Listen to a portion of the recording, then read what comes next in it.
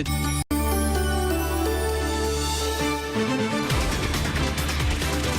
BFM Business, 15h, 18h, l'émission 100% Bourse. Intégral Bourse, Vincent Touraine. Et dans Intégral Bourse, gros plan sur la séance en cours à la Bourse de Paris en nette progression, je le disais, le CAC 40 plus 1,3%, 4308 pour analyser cette séance, voir un petit peu les perspectives de ce marché parisien. Jean-François Bay est avec nous. Bonjour Jean-François. Oui, bonjour Vincent. Vous êtes directeur général de Morningstar France et vous êtes avec nous comme tous les lundis sur BFM Business. Pour vous, ce rebond, c'est un rebond technique simplement, c'est-à-dire que c'est pas quelque chose qui est si solide que ça.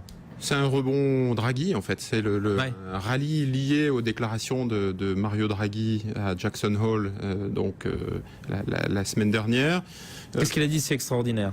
Il a dit, j'allais dire, on a deux marchés, en fait, deux zones géographiques complètement différentes, États-Unis et Europe, zone euro, deux mouvements complètement différents, plutôt un mouvement chaud et des courants très froids en zone euro.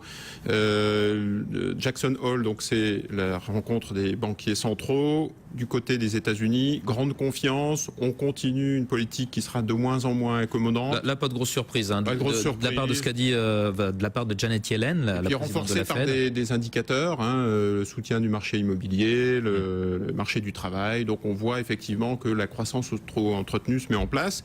Et puis du côté de la zone euro, effectivement, grande surprise dans les déclarations de Mario Draghi, puisque là on a une zone des courants froids qui se refroidissent en fait. Donc déclaration de Mario Draghi, je me tiens prêt à utiliser tous les outils disponibles pour ajuster encore ma politique monétaire afin d'endiguer les risques de déflation dans la zone euro et relancer la demande.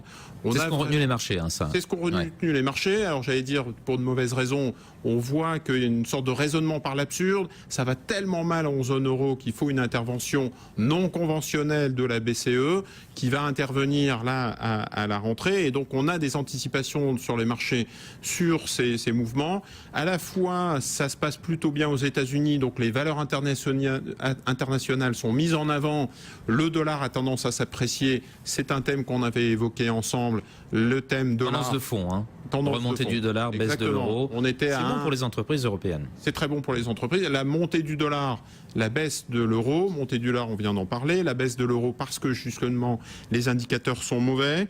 Des indices PMI qui déçoivent, des indices IFO, donc en Allemagne, qui déçoivent, puisqu'on a le sentiment des entreprises allemandes qui baissent à 106,3 en août, on était à 108 en juillet, 4e mois de baisse consécutive, et tout de suite on se dit, il y a une partie sans doute liée au conflit en Ukraine, un peu géostratégique, parce que le partenaire russe et le partenaire allemand sont très proches. Et puis il y a aussi un indicateur, en fait, un impact lié à la conjoncture en zone euro de manière générale. Et donc le momentum est vraiment pas très bon, ce qui fait dire au marché, la BCE va forcément intervenir.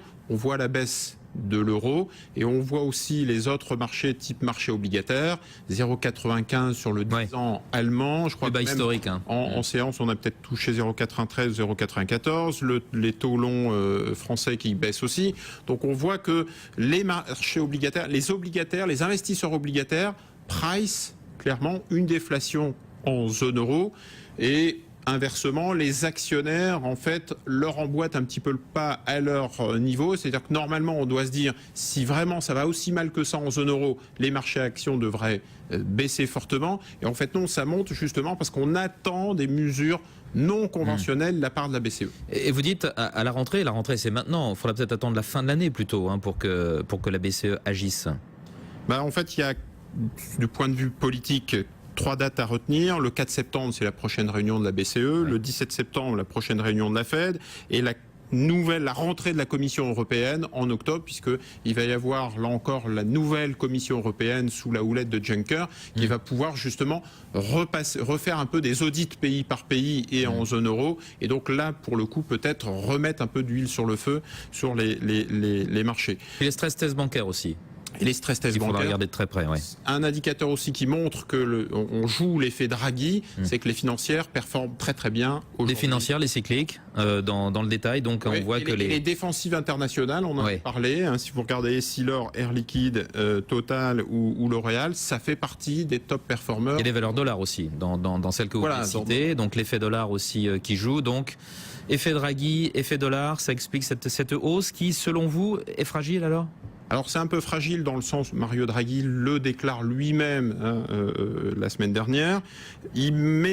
Ça pose la question de l'efficacité de la politique monétaire sur l'inflation notamment et la croissance. Il considère qu'il ne pourra pas y arriver tout seul. Il faut absolument que ce soit coordonné avec une politique budgétaire.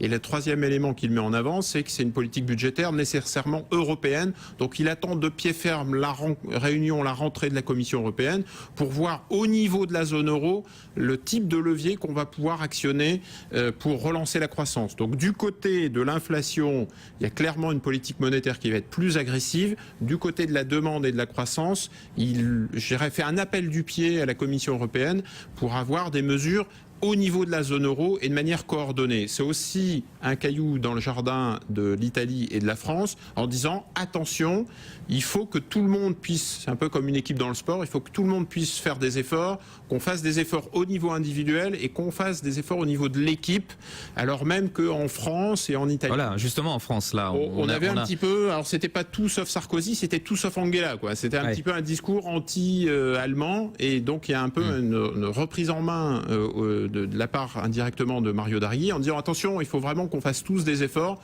on veut bien penser à la croissance et à des mesures de relance, mais il faut aussi que vous commenciez à balayer devant votre porte et faire des efforts. Le fait qu'ici en France le gouvernement Valls démissionne, que François Hollande tape du poing sur la table, ça veut dire non, il n'y aura pas de dérive supplémentaire au niveau budgétaire, on a une certaine discipline que l'on se doit justement de mettre en œuvre pour être en phase avec les demandes européennes. Certes, on va leur demander plus d'indulgence d'une certaine façon, mais on ne va pas se remettre à dépenser plus, comme veulent les Montebourg et autres. Alors deux remarques rapidement. La première, c'est de se dire c'est bien beau de faire des déclarations, mais il faut des actes, et c'est ce qu'attendent les partenaires européens et les marchés financiers et les agences de notation. Pour l'instant, c'est encore un peu timide.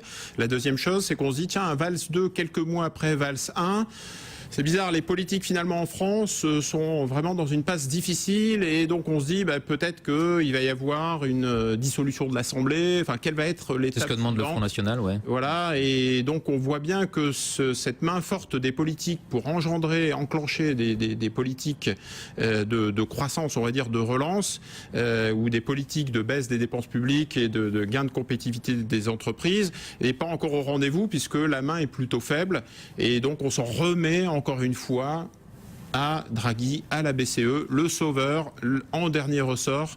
Donc c'est ce que jouent aujourd'hui les marchés, mais c'est pour ça qu'on est un petit peu sceptique chez Morningstar. On pense que la rentrée risque d'être un petit peu chahutée de par ces mouvements. Vous savez, c'est comme en météo, un mouvement chaud et un mouvement froid, en général, ça donne des perturbations. Là, au jour d'aujourd'hui, les marchés ne sont pas plus inquiétés par ce qui se passe sur le plan politique français. Ouais, non. Comment est-ce qu'on peut interpréter ça ? Je pense que alors déjà il y a une baisse des taux longs mais qui est générale sur l'ensemble de la cote. Je pense que l'aspect politique, l'attaque de la dette française n'est pas encore pour aujourd'hui. D'une part parce que... Il y aura une attaque de la dette française, c'est-à-dire que cette dette n'a fait que croître depuis 2011 où la grande crise de la dette était là.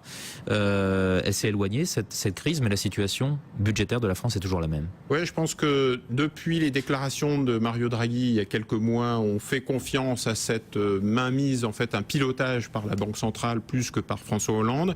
Et la deuxième chose, c'est que dans l'esprit des marchés, ce qui est symptomatique, c'est la note. Si la note française est attaquée, là il peut y avoir, ça peut allumer la mèche et déclencher une crise. Le troisième élément, c'est que la dette française est détenue beaucoup par des institutionnels français. Et donc ça, il y a une épargne française, une assurance vie française. Vraiment, c'est pas des fonds souverains de pays comme la Chine, les pays du Golfe. Qui sont investisseurs, les étrangers sont investisseurs de dette française, mais beaucoup de Français, indirectement ou directement, sont investisseurs de dette française. Et donc, vis-à-vis des marchés financiers, ça montre que la France est relativement protégée dans le concert en fait des différentes dettes au niveau de la zone euro. Donc, c'est pas l'élément le plus fragile. Maintenant, le momentum est très mauvais. C'est-à-dire que croissance, inflation, taux de chômage, et crise politique. Donc on voit bien que le mouvement, la tendance n'est pas très positive. Et donc on se dit, si ça continue, il peut y avoir en fait une crise dans 2, 3, 4 mois. Et donc il faut Il suffirait qu'il y ait des grèves aussi, que le social s'en mêle. Exactement, une rentrée sociale très agitée. Donc en tant que gérant de portefeuille, il faut quand même le préparer, il faut quand même l'anticiper, même si c'est une partie faible du scénario central. Chez Morningstar, très clairement, on l'intègre. Dégradation de la note française dans quelques mois. D'ici la fin de l'année, ça pourrait arriver. Et les taux obligataires pourraient continuer de toucher des plus bas historiques comme ça? Oui, tant qu'on est dans un scénario à la japonaise, on le voit au Japon, il suffit de regarder le film, on a déjà vu le film. On s'oriente tout droit vers une situation à la japonaise. Une décennie perdue. Hop, ouais. Une décennie perdue, des taux proches de zéro, une déflation et une trappe à la déflation où les consommateurs attendent avant de consommer, attendent une baisse des prix, et tout en fait justifie une baisse des prix parce que les commerçants veulent absolument vendre leur stock et faire du chiffre d'affaires, ils sont prêts à faire des soldes et des baisses, etc. Ça entraîne une baisse ensuite des salaires, des emplois précaires, etc. Voilà, donc on est vraiment dans cette trappe à la déflation. Les forces déflationnistes restent très très fortes en zone euro. Et c'est certainement pour ça que la BCE va en garder un petit peu sous le pied, ne pas lancer toutes ces mesures dès maintenant, parce que ça va s'annoncer difficile pendant plusieurs années. Voilà, c'est pour ça que les mesures, la nécessité fait loi, les mesures de la BCE seront au rendez-vous, mais c'est aussi pour ça que la rentrée sera agitée selon nous. Jean-François Bay, merci beaucoup. Alors c'est pas très optimiste comme tableau, celui que vous nous dépeignez, mais merci d'avoir été là avec nous comme vous l'êtes tous les lundis, directeur général de Morningstar France. Très bonne semaine à vous et donc à la semaine prochaine. BFM Business, il est 15h21.